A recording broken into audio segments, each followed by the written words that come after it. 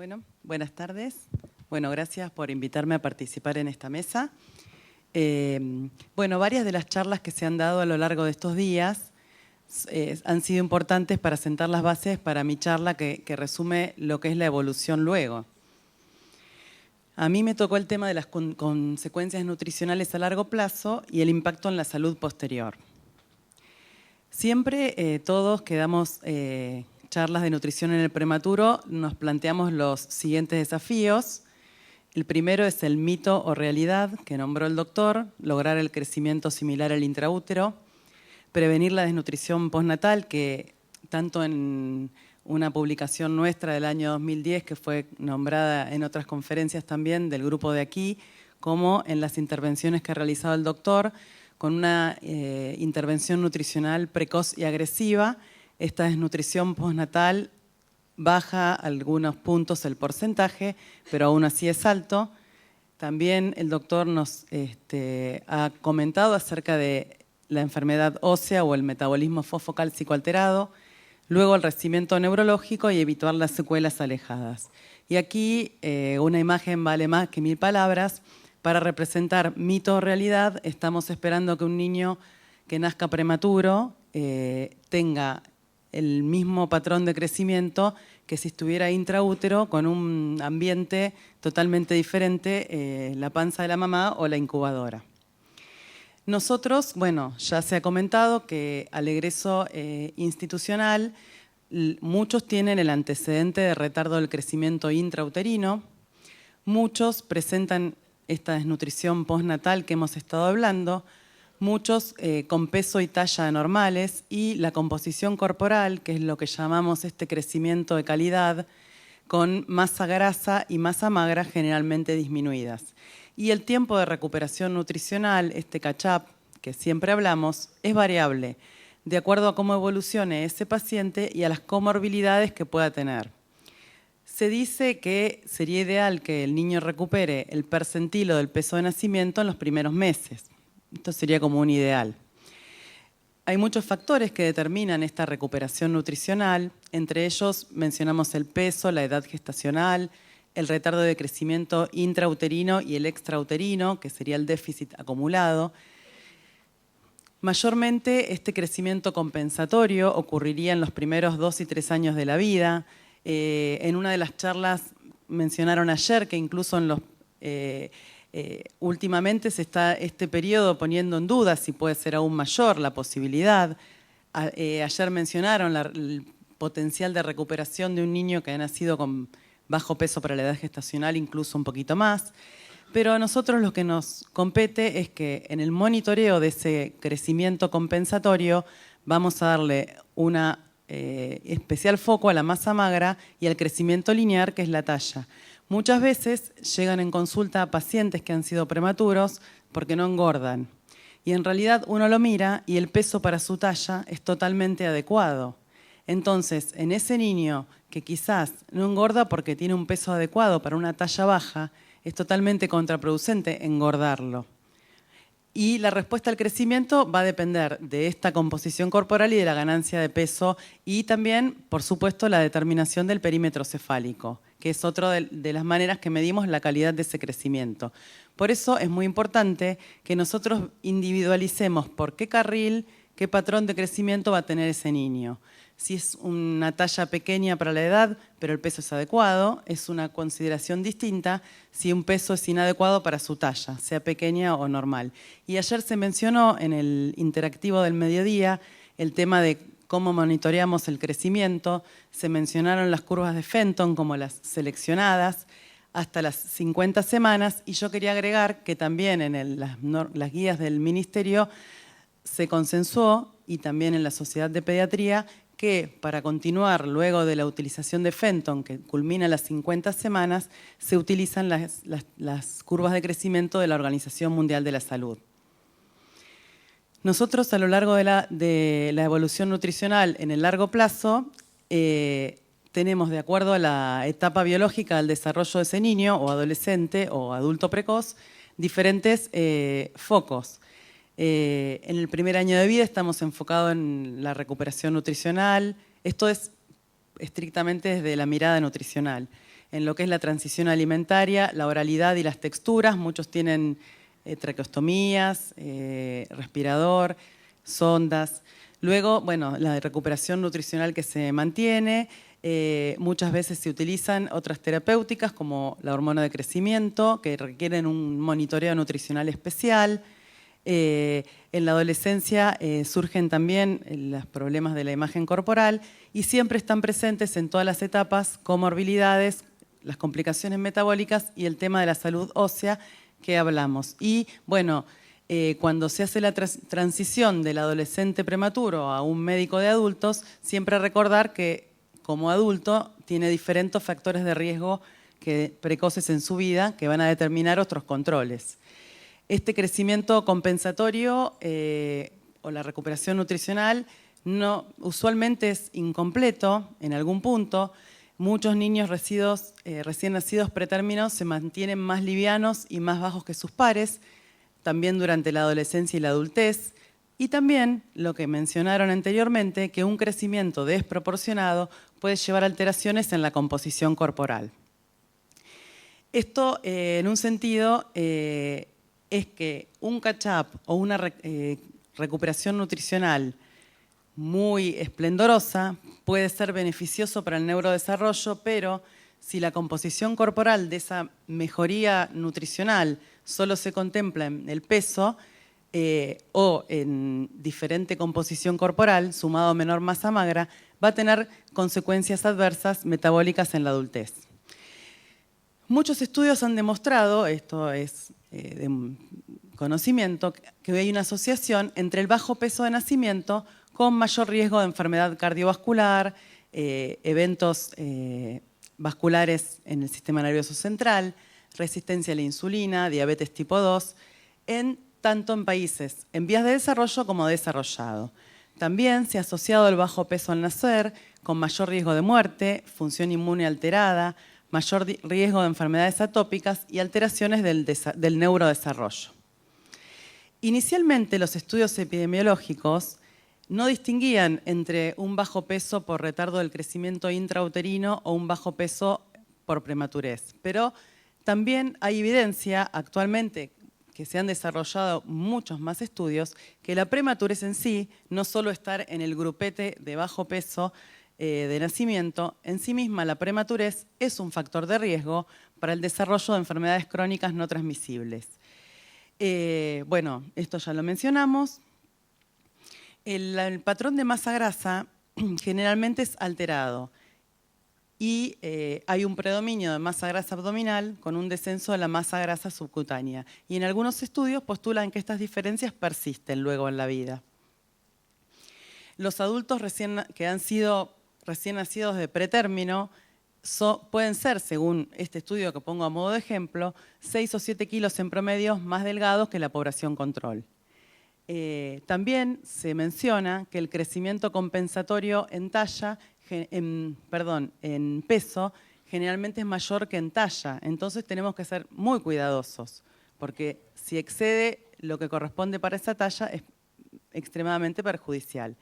Y que la alteración de la distribución de esta masa grasa precozmente en la vida puede persistir también en la adultez. A modo de ejemplo, esto es para disparar ideas que uno le den ganas de buscar algún punto en especial que le interese leer. En este estudio, por ejemplo, se analizaron a los 18 años niños que habían nacido prematuros o que habían nacido de término. Le investigaron el índice de masa corporal, el índice de la cintura, masa grasa, ecodoppler, perfil lipídico, todo el perfil metabólico. Lo que vieron es que los adultos que habían sido recién nacidos de pretérmino tenían hipertensión arterial y dislipidemia. Muchas veces nos llega a consulta un paciente que ha sido prematuro y que por ser delgado le piden un control de laboratorio. Y en ese control de laboratorio, como una rutina, aparece en el hepatograma al azar un colesterol total elevado. Entonces, nosotros conociendo que ese paciente tiene el antecedente de la prematurez, deberíamos incluir un perfil lipídico detallado para saber bien a qué fracción del colesterol corresponde, porque sabemos que está en riesgo metabólico. Bueno, el endotelio es considerado clave en el desarrollo de esta patología vascular, pero bueno, en adultos y niños que han sido prematuros tampoco hay tantos datos para definir exactamente qué medidas del endotelio o qué disfunción considerar, pero hay muchos estudios que están investigándolo. Este es uno bastante nuevo que investiga respecto a esto. Nosotros a veces tenemos inconvenientes para hacerle un ecodoppler de vaso del cuello a un niño en edad escolar. La experiencia en el estudio vascular en más pequeños y con antecedente prematurez no es tan sencillo encontrar los profesionales. Los adultos que han nacido prematuros también tienen menor densidad mineral ósea. En algunos estudios, como dije anteriormente, se reporta menor masa magra y en otros no. Son, a modo de ejemplo también, estudios que miden la capacidad aeróbica, el physical fitness que se le llama, que es la capacidad de desarrollar ejercicio aeróbico. Y hay varios trabajos, pero en conclusión, la prematurez en sí misma, en ese adulto que no tiene otro factor de riesgo más allá de la prematurez, pero que no tiene otras comorbilidades, tiene una menor capacidad de ejercicio del physical fitness. Bueno, nos tocó escuchar con gran honor las presentaciones del doctor Koletzko en base a la programación. Y esto lo tengo que mencionar porque la programación temprana es el proceso en el cual una influencia ambiental temprana, que puede ser interna o externa, tiene influencias en eventos posteriores a lo largo de la vida. La desnutrición durante el periodo fetal, que es lo que estuvimos conversando, va a provocar cambios estructurales, fisiológicos y metabólicos. En ese estadio, programando en sí una mejor supervivencia, pero a largo plazo programando el desarrollo de una alteración metabólica. Y este estímulo o agresión que en un periodo crítico del desarrollo modifica algo luego, hay múltiples ejemplos en la naturaleza, tanto en los seres humanos como en animales. Mayormente el mecanismo por lo cual esto se produce es la epigenética, que ya mencionamos, ya se habló. En el caso de, digamos, los cambios en el ambiente intrauterino durante la etapa de la gestación, puede llevar a alteraciones en la expresión de los genes. Esto, como se mencionó hoy, puede ser por metilación del ADN o por otros fenómenos de epigenética, por otros procesos. Y a su vez, no solo se modifica la función, sino que la expresión de ese gen puede traducirse en limitantes funcionales a nivel orgánico, es decir, no solo en función, sino en tamaño de un órgano, por ejemplo. Este es un cuadrito muy esquemático que muestra cómo las alteraciones del metabolismo puede afectar diferentes órganos. Este cuadrito habla lo que es la función y luego se programa y se amplifica a lo largo de la vida, y esto trae como consecuencia las posibles complicaciones que podemos tener, como hipercolesterolemia, hipertensión, síndrome metabólico, diabetes. Hablamos del medio ambiente, hablamos de la programación. La mujer en edad fértil o la mujer embarazada es el medio ambiente de este bebé. El consumo de alcohol, tabaco y drogas durante el embarazo va a afectar la gestación. El estrés materno, el uso de corticoides prenatales, las infecciones y la exposición a ciertos tóxicos también se asocian con patología posterior. Hoy también se mencionó las condiciones socioeconómicas y el estilo de vida. Y hay muchas publicaciones. Esta me impactó el título, La mujer superobesa, la llaman, y los riesgos son múltiples. También incluso defectos del tubo neural, alteraciones cardiovasculares luego, el bajo puntaje de Apgar y también la mayor admisión en neonatología. También se relaciona el índice corporal de la madre previo a la gestación con ganancia del tejido adiposo del niño a lo largo de la vida, y se sugiere que un ambiente obesogénico puede inducir también diferencias en la metilación, que ya dijimos que va a generar un cambio en estructura y en el desarrollo de los órganos. También se vincula que si la mamá tiene sobrepeso, además de que tiene niños con bajo peso para la edad gestacional, con mayor incidencia de prematurez, puede ella estar teniendo un síndrome metabólico, puede tener durante la gestación intolerancia a la glucosa o diabetes gestacional. Con lo cual, tendríamos que llegar antes de que la mamá llegue a un embarazo con obesidad y síndrome metabólico, con la prevención. Y se ha observado que los mejores predictores de obesidad infantil, que también se mencionó hoy, son el índice corporal de los padres, el peso de nacimiento, el tabaquismo durante la gestación, número de familiares, el grado de educación, la parte socioeconómica, y en algunos estudios también suman la lactancia materna. Y a mí me impactó esta frase de esta publicación porque dice que la mayor cantidad de efectos adversos precoces que el niño sufra al inicio de la vida va a determinar un mayor riesgo de obesidad posteriormente. Es decir, que se suman y no es proporcional. La única manera ética de ver cómo crecen los niños en algunos puntos no existe, de privar a uno para comparar caso control, pero en realidad los recién nacidos de madres gestantes expuestas a la hambruna de la Segunda Guerra Mundial, si lo sufrían en el segundo o en el tercer trimestre, nacían de menor peso que los recién nacidos no expuestos y tenían mayor riesgo de intolerancia a la glucosa. Si la exposición a la baja ingesta calórica era solo inicial, nacían con peso adecuado, pero igual en la adultez tenían mayor riesgo de enfermedad coronaria. Esto lo voy a pasar. La mayor demanda de los nutrientes por parte del feto ocurre mayormente durante la segunda mitad de la gestación, cuando el crecimiento es acelerado. Pero en la mujer embarazada, estos ajustes en el metabolismo están presentes ya durante las primeras semanas de gestación. Y según el estadio del embarazo en el que se encuentre el déficit nutricional, va a resultar en diferentes fenotipos de los recién nacidos. Esto es, bajo peso, con talla baja o no, de término o prematuros. Esto lo voy a pasar. Lo que también se habla es de una programación temprana y de la transmisión intergeneracional, del madre al niño, de este riesgo de enfermedad. Ya dijimos, el medio ambiente influencia el epigenoma. Hoy lo nombró el doctor Koletzko como una plasticidad del desarrollo.